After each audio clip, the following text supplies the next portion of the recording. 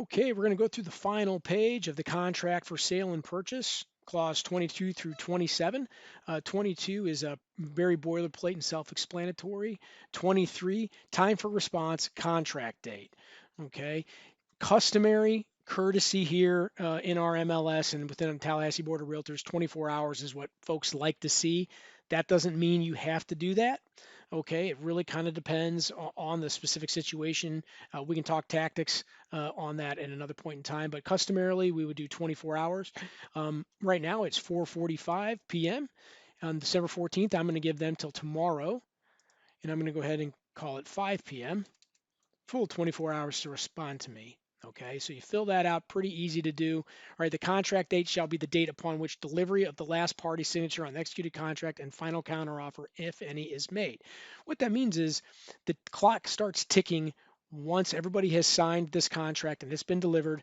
That becomes day zero. And then as we move forward through the contract, each day starts from there. So day zero would be the date everybody signs and it's been delivered. The following day would be day one of the 15-day contingency, for example.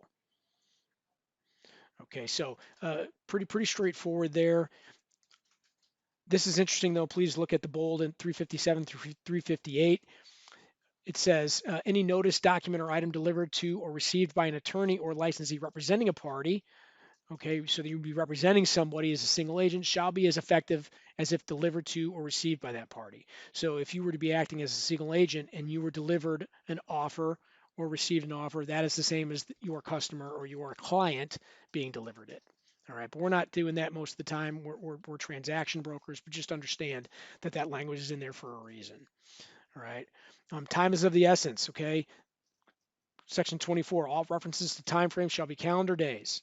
There it is, not business days, calendar days, including weekends and holidays. And so the contingency period is going to expire on the 15th calendar day at 11:59 p.m. All right, so just be aware of that you could still be negotiating and engaging in this transaction during the contingency period late into the night on the 15th day. I don't recommend it, but the way this contract is written, it's possible for that to happen. All right, and then 25, this is a legally binding contract. All right, if you don't understand it, customer, buyer, seller, seek the advice of an attorney. Okay, and it's not a recorded contract. Here's where the buyer and seller sign and date.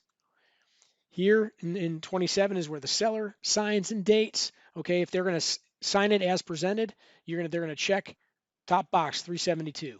If they're going to counter you, they would check 373 and then sign below and date. And then they would give this back to you with a counter form, which can be found on the blank form section of the Tallahassee Board of Realtors in Form Simplicity. All right.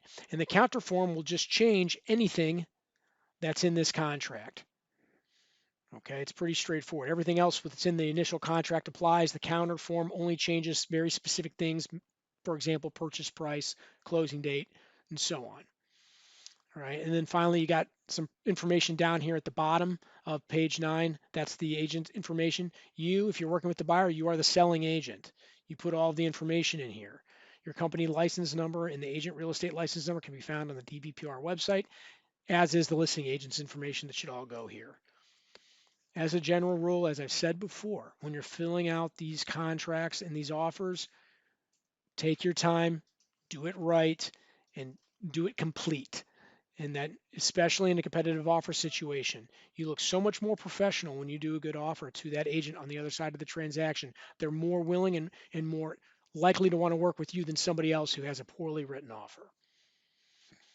That concludes the final section of the contract for sale and purchase.